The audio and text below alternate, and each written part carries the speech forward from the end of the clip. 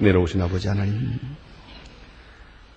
저희들이 본래 용서받을 수 없는 죄인들이지만은 주의 크신 은혜 가운데서 구원받고 죄사함 받고 보혈의 빌로 죄 씻음 받고 이렇게 하나님의 자녀가 되어 우리를 구속해 주신 하나님의 그 크신 은혜를 오늘도 찬양하면서 감격한 중에 예배드리게 되오니 이 새벽을 허락하신 하나님 감사와 찬송과 영광을 주께 돌리옵나이다. 아버지 하나님, 깊은 죄 중에 있으면서도 죄가 죄인 줄을 모르고 멸망의 길로 치닫고 있으면서도 그 무서운 길을 깨닫지 못하고 사는 불쌍한 심령들이 많습니다. 당연히 이 자리에 있어야 할 사람이 있지 못하고 기도해야 할 사람이 기도하지 못하고 썩어질 육체를 위하면서 안일한 가운데서 헤어나지 못하는 나약한 심령들이 이렇게 많이 있건만 하나님이여 무엇이관대 저희를 속량하사 하나님의 자녀 되게 하시고 그 은혜를 알게 하시고 은혜를 감격하게 하시고 오늘도 주님 앞에 나와 이렇게 구속하신 은혜를 찬양하며 약속하신 하나님의 나라를 바라보며 기도하게 하시오니 그 크신 은혜를 진심으로 감사하옵나이다. 하나님 아버지, 주는 우리를 사랑하셨습니다. 또 오늘도 사랑하고 계십니다. 그러나 미련한 저희들은 그 사랑을 다 깨닫지 못하고 때때로 저버린 자인 것처럼 영영 구제받을 수 없는 존재인 것처럼 낙심할 때가 있습니다. 저희를 불쌍히 여겨 주시옵소서. 밀려오는 많은 문제를 해결하지 못하여 답답해하기도 하고 주께서 우리에게 말씀하신 대로 다 살아가지 못한 것으로 인하여 자책하면서 하나님 앞에 회개할 때가 많습니다. 저희를 불쌍히 여겨주시고 주여 나약함에서 건져 주시옵소서. 십자가를 바로 바라보게 하시고 십자가 안에 계시는 무궁무진한 진리와 그 생명력을 깊이 깨닫고 체험하고 이로부터 항상 새로운 힘을 얻어 그 은혜 안에 살게 해 주시옵소서. 나의 의지, 나의 결단, 나의 결심으로 사는 것이 아니고 오직 십자가의 은혜로 살고 십자가를 통하여서 내게 공급해 주시는 생명력으로 오늘도 생각하고 말하고 행동하게 하여 주시옵소서.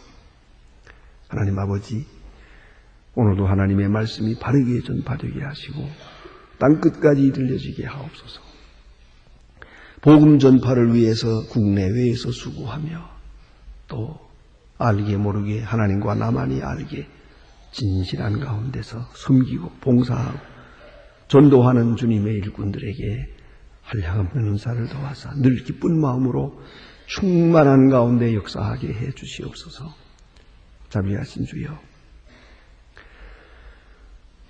저희 교회가 교회된 귀한 사명을 다 할 수 있도록 모든 기관에 모든 교인들에게 또 주의 일꾼들에게 은총을 베푸시옵소서. 특별히 이 나라를 지켜주시고 근본적으로 표류하고 있는 이 답답한 사정을 주께서 하십니다. 어느 것 하나 확실함이 없고 든든함이 없고 그리고 소망적인 것이 없는 이런 답답한 현실에 살고 있습니다. 생각하면 암울하기만 하고 절망적입니다만 과거에도 이런 때에 주님께서 인도하셨고 주님의 은혜 가운데 오늘까지 살아오는 것을 알기에 오직 주의 능력만 믿고 주께 기도하고 의지하오니 주여 이 백성을 인도하옵소서. 목자를 잃어버린 양같이 헤매는 이 백성을 돌보아 주시옵소서. 저희 성도들로 하여금 그 귀한 본분을 잘 감당해서 이 나라 정치, 경제, 문화를 교육을 바른 일로 인도할 수 있게 은총을 베풀어 주시옵소서. 요소요소에 세워주신 주의 일꾼들에게 큰 힘과 능력을 더하여 주시옵소서. 자비하신 주여, 저희를 특별히 보호하셔서 오늘까지 이르게 하셨사오니 이 민족을 이대로 버려두지 마시고 바른 길로 인도하여 주시옵소서. 저 북녘 땅에도 소속히 자유를 주시고 가난과 고통과 굶주림에서 건져 주시옵소서. 우리가 해야 될 마땅한 도리를 여수히 잘 감당할 수 있도록 모든 은사를 베푸시옵소서. 해외에 있든지 여행 중에 있든지 군문에 나가 있는 젊은이들 돌보아 주시고 병중에 있는 분들 하나하나 지켜주시고 슬픔을 당하는 가정에 은총을 베푸시옵소서. 이 고난 주간을 당해서 근신하면서 주님의 십자가를 바라보며 고난에 동참하는 의식으로 이 날이 더욱더 경건하게 은혜롭게 주님의 뜻을 이루어가게 하옵소서. 주 예수 그리스도의 이름으로 기도드립니다. 아멘. 하나님의 말씀 계속해서 나훔 1장 보겠습니다. 나훔 1장입니다. 어제 아침에 우리 8절까지 보았습니다. 오늘 9절로부터 15절 끝절까지 보게 됩니다. 나훔 1장 9절로부터 15절입니다. 지금 다 같이 한 목소리로 봉독하시겠습니다. 너희가 여호와를 대하여 무엇을 꾀하느냐? 너희가 온전히 멸하시니 재난이 다시 일어나지 아니하리라. 가시덤불같이 영토를 숯불같이 취한 그 불화이같이 다 탈 것이오늘 여호와께서 악을 꾀하는 한 사람이 너희 중에 나와서 사특한 것을 권하는도다. 여호와께서 말씀하시기를 그들이 비록 강장하고 중다할지라도 반드시 멸절당하리니 그가 없어지리라. 내가 전에는 너를 괴롭게 하였으나 다시는 너희를 괴롭게 하지 아니할 것이라. 이제 내가 지은 그 멍에를 내가 깨뜨리고 그 결박을 끊으리라. 나 여호와가 너희 대하여 명하노니 이의 이름을 다시는 전파하지 않을 것이라. 내가 그 심히 너가 멸절하여 내 무덤에 내려가리니 이는 내가 비루함이 볼지어다. 아름다운 소식을 보호하고 화평을 전하는 자의 산이 산 위에 있도다. 유다야 내 절기를 지키고 내 성원을 베풀지어다. 악인이 멸절되었으니 넌 다시는 내 가운데 동행하지 아니하리로다. 아멘. 오늘 주신 말씀 어제 아침에서 이어봅니다마는 이것은 니느웨에 대한 말씀이면서 동시에 니느웨라고, 이 니느웨는 아수르의 수도입니다. 그러므로 이 아수르 나라와 이 지금 이스라엘 그리고 유대 나라 이런 관계 속에서 주시는 말씀이기에 오늘 본문을 읽어나가면서 어떤 말씀은 아수르 나라를 향해서 하시는 말씀이고 그 다음에 곧 이어서 또 유대 나라를 향해서 주시는 말씀이기도 합니다. 이렇게 두 곳을 향해서 주시는 말씀이기 때문에 이것이 누구에게 주는 말씀인지 그걸 확실히 이해하고 해득해야만 이 뜻을 알 수가 있습니다. 이 말씀은 그 어느 때 어떤 정경에서 주신 것인지 그걸 확실히 알기는 어렵지만은 우리가 미루어 짐작해 보건대 열왕기하 19장에 있는 그 사건과 이렇게 비추어 볼 것 같, 대조해 볼 것 같으면 그 뜻을 보다 더 밝히 알 수가 있습니다. 아수르 왕 사네림, 그는 당대에 온 세계를 지배하는 아주 그런 강한 또 큰 세력을 가진 왕이었습니다. 그리고 그 앞에서 또 대신 일하는, 우리말로 말하면 총리격의 사람이 있습니다. 그것이 바로 랍사게라고 하는 사람입니다. 자, 그런데 이 아수르 왕 사네림과 또 그 랍사게 이 두 사람이 무려 18만 명이나 되는 많은 군사를 가지고 있습니다. 굉장한 숫자입니다. 이것은요, 그 옛날로 생각한다면 엄청난 숫자옷이다. 이런 18만 명이나 되는 많은 군사가 있기에 그는 당당했습니다. 북쪽 이스라엘을 공격하고 포로하고 침략하는 것은 아주 그대로 우리말로 식은 죽 먹듯 하십니다. 뭐 저항 하나도 없이 그대로 휩쓸어 몰았습니다. 그래서 아수르가 이 북쪽 이스라엘을 다 휩쓸어 버리고 그리고 그대로 내려와서 예루살렘까지 포위하게 됩니다. 근데 예루살렘은 이게 지형적으로 난공불락입니다. 그래서 그렇게 쉽게 공격해 들어갈 수가 없습니다. 그 산 위에 있을 뿐만 아니라 성을 쭉 둘러싸 놓았는데 이 자연적인 요새가 돼서 그냥 쳐들어갈 수가 없어요. 그래서 저들은 그것을 포위하게 됩니다. 밖으로 이렇게 딱 크게, 뭐 숫자가 워낙 많으니까 18만 명이 딱 포위해 놓고 그리고 의 밖과 그런 교류를 차단해 놓은 다음에 식량도 들어가지 못하게 하고 물도 들어가지 못하게 합니다. 이렇게 딱 막아놓고 예루살렘 안에 있는 사람들이 아주 완전히 항복하게 되기를 기다리는 거죠. 이제 그런 가운데서 랍사게를 보내서 예루살렘 왕이 당시에 유대나라 왕인 히스기야 왕에게 아주 호령을 하는 겁니다. 편지를 써보내고 도전장을 보내고 항복하라. 네? 이렇게 합니다. 너희가 누구를 의지하느냐? 애굽을 의지하느냐? 썩은 막대기와 같다. 거기까지는 좋았는데 너희가 뭐 우리와 더불어 싸울 사람이 있느냐? 비웃으면서 말까지 했는 거 아니 우리가 군사를 보내다 말을 보낸다고 탈 사람이 있느냐? 이렇게 비웃었어요. 사실로 이 히스기야 왕이 그걸 잘못했던 거예요. 왕이면서도 국방을 소홀히 해서 대항할 그런 인간적으로는 대항할 만큼 그런 그 군비가 준비되어 있지 못했습니다. 그래서는 여들이 마음대로 비난을 하는 겁니다. 이런 욕을 하고 저런 욕을 하고 뭐 비웃고 그대로. 그런데 마지막 말이 중요합니다. 너희가 여호와를 의지한다고? 거기에 대해서 이제 여호와를 비방을 합니다. 어느 나라 신이 내 손에서 저들을 구원하더냐? 너희 여호와 하나님인들 무슨 소용이 있느냐? 내 앞에는 하나님도 없다. 이렇게 말했단 말이에요. 이게 이제 큰 잘못이에요. 오만불손해서 유대 나라 왕을 무시하고 애굽 왕을 무시하고 뭐 군사력을 무시하고 뭐 이런 건 다 좋았는데 그것까지는 사실로 그랬으니까요. 그런데 여호와 하나님까지 비방을 했습니다. 너희가 하나님을 의지한다고? 하나님이 내 손에서 너희를 구원할 수 있을 것 같으냐?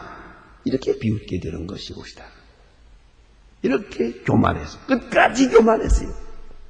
그래서 열왕기하 19장 여러분 다 아시지만은 히스기야가 그 도전장을 받고 그 랍사게가 보낸 편지 이것을 가지고 히스기야 왕이 예루살렘 성전에 들어갑니다.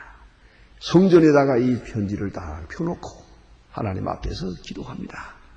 하나님 크게 자복합니다. 눈물을 흘립니다. 회개합니다. 내가 잘못해서 하나님께 욕이 돌아가고 있습니다. 그렇지 않아요? 히스기야 왕 내가 잘못해서 저 사람이 하나님의 이름을 비방하고 있습니다. 하나님 어떻게 하시겠습니까? 하나님 앞에 왕으로서 성전에 들어가서 통곡을 하며 기도합니다. 하나님께서 그 기도를 들으십니다. 그래서 밤중에 18만 5천 명이나 되는 많은 군사를 전부 밤중에 교란을 시켜서 저들의 생각에 혼란이 왔어요. 밤중에 많은 군사가 포위하고 쳐들어오는 그런 착각을 가지게 됩니다. 그리고 서로 찔러 죽입니다. 그래서 그만 그 군사가 다 멸절됩니다. 산헤립이 기가 막힙니다. 아침에 일어나 보니 군사가 이 모양이래요. 거기가 도망을 합니다. 도망해서 멀리 가서 자기 고향에 가서 니누의 성에 들어가서 자기가 섬기는 신상이 있습니다. 그 신전에 들어갑니다. 들어가서 그 신전에 그 신상 앞에 무릎을 꿇고 엎드렸는데 자기 아들이 들어와서 그를 찔러 죽입니다. 그리고 대신 왕이 됩니다. 이렇게 되는 역사가 이런 역사를 지금 배경으로 해서 오늘 여기 주시는 말씀이 것이다. 자, 이 아수르 왕 사네림 그리고 그 대인되는 랍사게 아주 교만했습니다. 예루살렘을 포위하고 그 큰 소리 치고 호령을 하고 협박을 하고 당장 우리가 오물을 먹이겠다고 막 그런다요. 이런 비방을 하고 심지어는 성 위에서 소리를 지르니까 이거 히브리 말로 하니까 제발 이러지 말고 그저 당신의 말로 하십시오. 아랍 말로 하면 우리가 알아듣겠습니다. 그런데도 불구하고 무슨 소리냐? 백성 다 들으라고 하는 소리인데 그리고 히브리 말로 소리를 질렀어요. 어쨌든 교만했어요. 이 교만에 대해서 하나님께서 크게 심판하시는 그런 말씀이 오시다. 너희가 여호와를 대하여 무엇을 꾀하느냐? 그런 말이에요. 여호와를 대하여. 이건 이스라엘을 대해서가 아니에요. 여호와를 대해서 꾀하느냐 하는 겁니다. 어떻게 너희가 하나님을 대항하려고 하느냐? 하나님께 욕을 돌리느냐 하는 것이죠. 우리가 어떤 일이 있어도 그러지 말아야 합니다. 신앙적인 차원을 생각해야 됩니다. 하나님을 욕되게 해서는 안 됩니다. 내가 잘못해서 하나님께 영광되지 못하고 하나님의 이름에 누를 끼칠 수 있습니다. 그런 거로 우리는 늘 생각해야 됩니다. 내가 부족하고 잘못한다 하더라도 하나님의 이름에 욕이 돌아가는 그런 일은 없게 해 주시옵소서. 아주 중요한 기도죠. 내가 살고 죽는 게 중요한 게 아닙니다. 잘 되고 안 되고도 중요하지 않습니다. 하나님의 이름에 누를 끼치는 생을 살지 않게 해 주시옵소서. 가능하면 나의 행위를 통하여 하나님께 영광이 되면 그보다 더 좋은 일은 없고요. 그러나 소극적으로 생각할 때 나로 인해서 하나님께 욕 돌아가는 일이 없도록 해 주십시오 하는 그런 기도가 필요하단 말입니다. 오늘 여기 보니 이 아수르 왕은 하나님을 향하여 꾀합니다. 여호와의 이름을 향하여 거침없이 욕을 돌립니다. 그래서 하나님께서 그를 평가하시는데 오늘 세 가지로 말했어요. 보니 먼저는 가시덤불같이 엉클어졌고 그랬어요. 너희가 굉장한 것 같으나 가시덤불 정도다. 가시덤불 사실 길을 막고 어렵지요. 하지만은 아시는 대로 가시덤불은 불을 붙게 되면 아무것도 아니에요. 불에 탈 때는 가시덤불 있으나 마나 그런 것이고요. 그 다음에는 또 취한 그들이 마른 지푸라기 같아서 술 취한 술을 마신 것 같이 취한 그들이 그랬어요. 그렇습니다. 이거 제정신이 아니에요. 지금 무엇인가 취했어요. 어느 교만에 취하게 되고 오만한 마음을 가지게 되고 악에 빠지게 되면 어느 사이에 사람이 이렇게 거침없이 됩니다. 하나님의 이름에까지 욕을 돌릴 건 없거든요. 그런데 이렇게까지 너희가 여호와를 의지한다고 어느 하나님이 내 손에서 건지더냐 이런 말 할 수가 없는 거거든요. 이 말은 하지 말았어야 하는 것이죠. 어떤 경우에도 이렇게 말하지는 말았어야 되는 거예요. 그런데 그런 말까지 해버렸어요. 왜? 교만했어요. 이건 취한 거예요. 취한 거예요. 그러니까 그걸 잊지 말아야 합니다. 제정신이 아니라는 것이죠. 아무리 화가 나고 아무리 교만하고 아무리 어떤 사악한 생각이 휩쓸려 있다 하더라도 여기까지 가서는 안 되는 거예요. 그걸 잊지 말아야 합니다. 그래서 술 취한 자와 같이 아주 교만과 악에 취해버렸어요. 아주 완전히 취해서 이와 같은 오만한 행동을 하게 돼서 그들의 심판을 자초하게 되고 또 한 가지 있어요. 마치 지푸라기 같이 그랬어요. 지푸라기 같이. 아수르 왕 사네림 18만 그 군사 하나님께서 보실 때는 지푸라기 같은 거예요. 그걸 잊지 말아야 합니다. 이스라엘의 백성은 저들을 두려워할 필요가 없었습니다. 왜? 지푸라기 같아요. 하나님께서 심판하시려고 할 때는 그건 하룻밤에 그대로 다 죽어버려요. 아무것도 아니네요. 사실 그래요.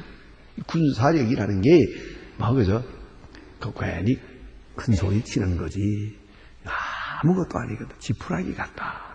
이렇게 세 가지로 비유하고 있어요. 가시덤불 같고 술 취한 것 같고 그리고 마치 지푸라기 같다. 그런데 너희가 어떻게 교만하냐 하는 것입니다.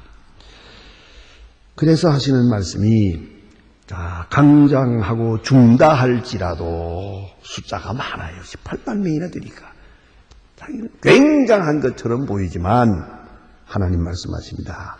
반드시 멸절하리니 그가 없어지리라 그러세요. 이 유대 나라를 향해서는 이 없어지리라 한 말이 해방을 의미하는 거예요. 마치 우리 일본 사람들이 전쟁에서 패하고 망함으로 우리에게는 해방이 온 것처럼 말입니다. 그렇지 않습니까? 이 아수르가 망한다 하는 사실은 유대 사람들에게는 해방과 자유를 의미하는 것입니다.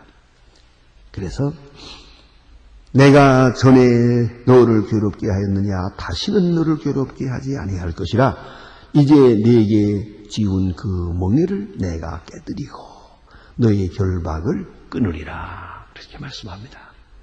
아수르에 대한 멸망이 이스라엘에 대한 구원이었다 그 말입니다. 그 다음에 여기에 비춰진 말씀이 있습니다. 아수르 왕 사네림이 이 전장터에서 패하고 도망을 해서 고향에 돌아가 신상에 들어갔다가 거기서 죽습니다. 그 장면을 생각하면서 읽으면 이 말씀이 무슨 뜻인지 알 수 있습니다. 내 이름이 다시는 전파되지 않을 것이라 내가 내 신들의 집에 새긴 우상과 부은 우상을 멸절하며 내 무덤을 예매하리니 이는 내가 비루함이니라. 비겁하게 도망을 해서 신전에 들어가서 거기서 죽고 거기가 무덤이 되어버리고 맙니다. 자기가 그렇게 자랑스럽게 여기던 우상의 신전이 아수르 왕 사네림의 죽는 곳이 되고 무덤이 되어버렸다. 이렇게 증거하고 있습니다. 그 다음에 이제 이스라엘을 향하여 주시는 해방의 메시지를 들어보십니다. 15절입니다. 볼지어다 아름다운 소식을 보호하고 화평을 전하는 자의 발이 산 위에 있도다. 이 아수르 군대가 다 죽은 것을 사실 이스라엘이 모르고 있지 않았어요. 하나님 앞에 기도하고 그리고 기다렸어요. 아수르 군대가 언제 쳐들어오나 아무리 기다려도 돌아오지 않아요. 아무 소식이 없어요. 얼마 후에야 이 사실을 알게 아수르 군대가 다 망했다는 것을 알지 않습니까? 하나님의 역사가 나 모르게 여기저기서 나타나고 있다는 사실을 내가 모를 때가 많아요. 여러분, 아는 것만이 은혜가 아니에요. 내가 모르는 가운데에 더 큰 은혜가 있다는 걸 잊지 말아야 합니다. 우리에게 주시는 복이 내가 다 알고 있는 복만이 아니죠. 우리 주변에 내가 모르는 중에 많은 사건들이 주의 은혜 가운데 전개되고 있는 것이에요. 그걸 우리가 미처 깨닫지 못할 때가 있죠. 뒤늦게 알고 우리가 하나님 앞에 감사하게 되지 않습니까? 아수르 왕이 멸절된 것을 유대 나라 왕은 모르고 있었습니다. 그래 오늘 하시는 말씀입니다. 아름다운 소식을 보하고 아수르 왕이 다 망했고 그들이 패해서 도망갔다 하는 사실을 이게 바로 유대 사람들에게는 복된 소식이었습니다. 이제 하나님께서 말씀하십니다. 유다야 내 절기를 지키고 내 서원을 갚을지어다. 여러분 귀한 말씀이 옵시다. 히스기야 왕이 이렇게 다급한 때에 하나님 앞에 나아가서 기도했습니다. 히스기야 왕뿐이겠습니까? 유대 나라 백성들 전체가 다 발벌 떨면서 하나님 앞에 기도했습니다. 뭐라고 기도했겠습니까? 그동안에 우상 섬긴 거 잘못했습니다. 그동안에 뭘 하면 잘못했습니다. 회개하고 그리고 서원을 했죠. 하나님 여기서 살려주시면 하나님을 섬기겠습니다. 하나님만 섬기겠습니다. 하나님만 의지하겠습니다. 간절한 마음으로 기도했죠. 회개, 맹세하고 서원했지요. 고난당할 때 그러지 않습니까? 심지어는 우리 개인적으로도 병원에 들어가서 입원을 한다든가 해서 좀 수술을 받는다든가 어려운 일을 당하게 되면은 우리가 알게 모르게 깊이 뉘우칩니다. 내가 잘못한 것들을 다 생각합니다. 회개하지요. 하나님 앞에 서원하지요. 내가 병원 문을 무사히 걸어나가게 되면 그때부터는 내가 이렇게 살겠습니다. 주의를 잘 지키겠습니다. 아무도 미워하지도 않겠습니다. 11조를 바치겠습니다. 맹세하죠. 그런데 이게 작심사흘이란 말이야. 오래가지를 못해요. 그게 문제라고요. 그래서 어떤 분은 맹세를 조심하더라고요. 이제 내가 병원에서 나가서 건강해지면 새벽기도 한 번도 안 빠지고 나가겠습니다. 그래 놓고도 가만히 생각해보면 그거 자신 없는데 그때부터 벌써 흔들려요. 어쨌든 우리가 이 고난 중에 많은 환난과 역경 중에 우리는 참으로 겸손해지고 회개하고 맹세하고 서약합니다. 그것을 말합니다. 자, 이제 절기를 지키라. 그들이 맹세한 것이에요. 그리고 서원을 갚으라 그랬어요. 이걸 갚아나가야 됩니다. 고난 중에 맹세한 것 평안할 때 갚아야 됩니다. 병 중에 하나님 앞에 약속한 것, 실패한 중에 약속한 것, 성공할 때, 건강할 때 갚아야 됩니다. 기도하십시다.